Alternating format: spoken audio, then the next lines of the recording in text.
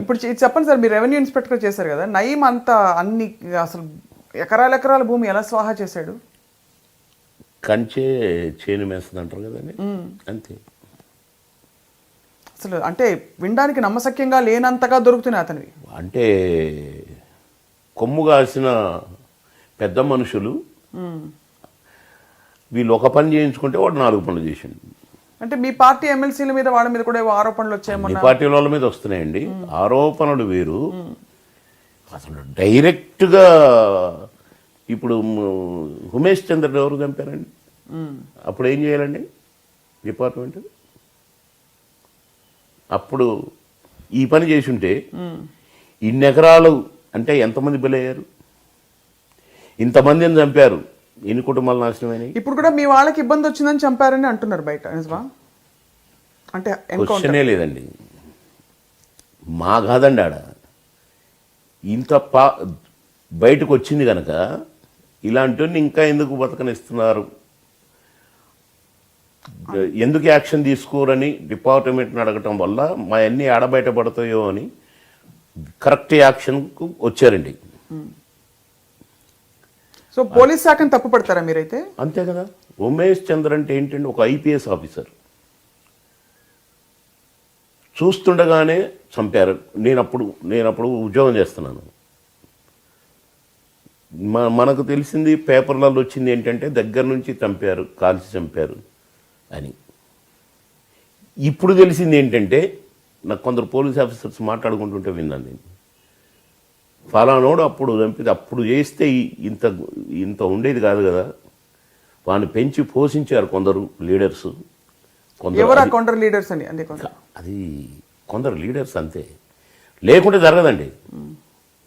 కొందరు లీడర్లు అంటే ఇప్పుడు అందరి పార్టీ కొందరు చెప్తున్నాడు కదండి, పేపర్లు చెప్తున్నాయి, మీడియా చెప్తుంది, ఫలానాతను ఇతనంట అతనంట అంటున్నారు.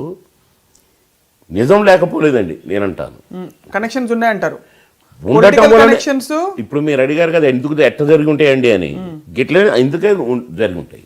అండ ఉంది కనుకనే, అండ ఉంది కాబట్టి, లేకుంటే జరగదండి, జరగనే జరగదు. ఇప్పుడు చట్టం ఈ పొలిటికల్ అండ, పోలీస్ అండ లేకుండా మనం ఈ నుంచి ఆ రోడ్డు దాటగలుగుతామండి. ఎందుకంటే జరుగుతాయండి, భయానకంగా అనిపిస్తున్నాయి అసలు అతను భయానకంగా. నేను మొన్న కొందరు మాట్లాడుకుంటుంటే విన్నానన్న కదా, ఇక అంతకంటే దారుణం ఇంకొకటి ఉండదంట. పెద్ద ఇప్పుడు ఇన్ని దారుణాలు చేశాడు, ఇంతమంది భూమి కబ్జా పెట్టాడు, ఇవన్నీ చెప్తున్నారు కదా. నేనైతే చూడలేదనుకోండి, నేను వింటూ పేపర్లు చదువుతూ టీవీలలో స్క్రోలింగ్లు చూస్తూ అవక్కయ్యారు మీరు కూడా. అంతే కదండి. ఇంత జరుగుతుంటే చట్టం ఏం చేస్తుంది, వ్యవస్థ ఏం చేస్తుంది, ఈ అధికారంలో ఉన్న వాళ్ళంతా ఏం చేస్తున్నారు తెలిసి చూసి చూడనట్టు వదిలేశారట. ఇది కూడా పేపర్లలో వస్తుందో చదివినని. ఎందుకు వదిలేస్తారండి ఒక నేరస్తుని? నీకేదో ఉపయోగపడితేనే వదిలేస్తావు. అట్లా ఎంతోమంది వాడుకున్నారని కూడా వస్తుంది కదా. అలా ఇప్పుడు ప్రతిపక్షం వాళ్ళు మీకేదో అడ్డుపడితేనే చంపేస్తారంటున్నారు.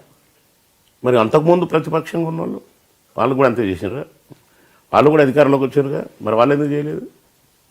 ఇప్పుడు ఇవాళ నుంచి కాదు కదండి, ఎప్పటి నుంచి 90s నుంచి మొదలయ్యి ఉమేష్ చంద్ర గారిని ఎప్పుడు, అదే వ్యాస్ గారు నేను ఉద్యోగం చేసేటప్పుడు వ్యాస్ గారు ఎప్పుడు, ఇంకా ఎందరో ఉన్నారట. మొత్తం మీద ఒక దారుణమైన క్రిమినల్ హతమార్చారు, దారుణం. కానీ దేవుడు ఇన్నాళ్ళ ఇంత డిలే చేయడం కూడా ఇట్లాంటి వాళ్ళని అన్యాయం అని నేను అనుకుంటున్నాను. కొంతమందిని మంచి మార్వాడీలని ఎకరాలు కబ్జాలు పెట్టి వాళ్ళని అతి దారుణంగా ఈ పందుల బోన్లు ఉంటాయంటండి, బట్టలు వేసేసేటోళ్ళట 2 రోజులు 3 రోజులు అందులో ఉంది. అంటే కూర్చోలేరు, నిలబడలేరు.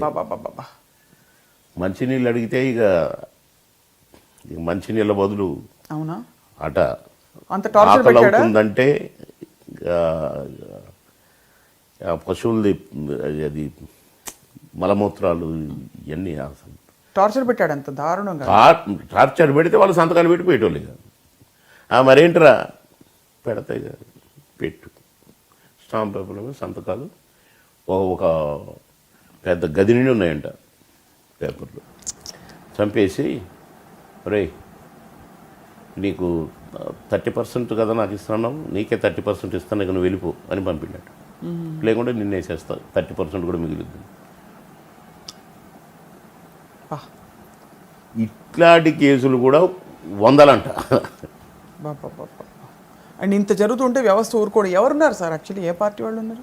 అందరూ అండి, ఒకళ్ళని లేదు, అందరూ అన్ని పార్టీలలో ఉన్నారట, అన్ని డిపార్ట్మెంట్లలో ఉన్నారట. పెద్ద పెద్ద వాళ్ళు, చిన్నవాళ్ళు కాదు, మళ్ళీ పెద్ద పెద్ద పొజిషన్లో ఉన్నోళ్ళు, చక్రం తిప్పే కెపాసిటీలో ఉన్నోళ్ళు. కొమ్ము కాసినప్పుడు వాడు ఇంకేమైనా చేస్తాడు. హైదరాబాద్ సికింద్రాబాద్లో కూడా కబ్జా పెట్టేస్తాడు.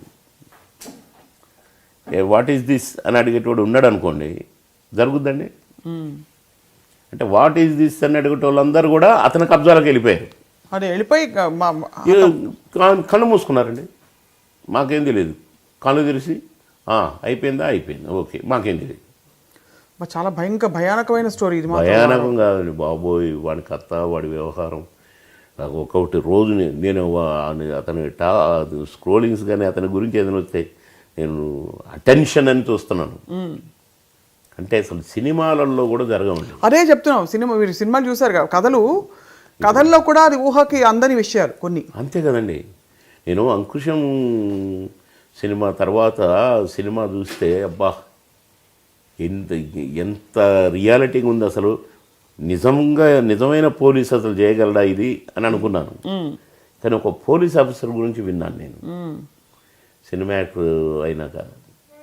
అప్పుడు అనుకున్నా అంకుశంలో ఏముంది, ఇది పోలీస్ అంటే అనుకున్నాను.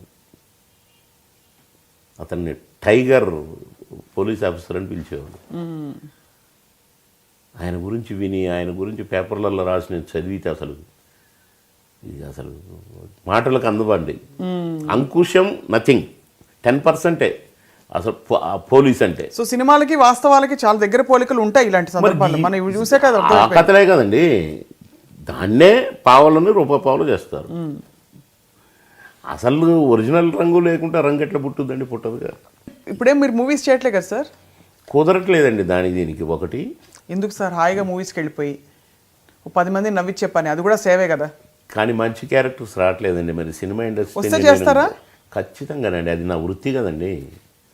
నేను ఇంత వాడిని అవ్వడానికి, ఇంత రికగ్నైజేషన్ రావడానికి కారణం సినిమా కదండి. లేకపోతే నేను నన్ను ఎవరు గుర్తుపట్టేవాళ్ళు?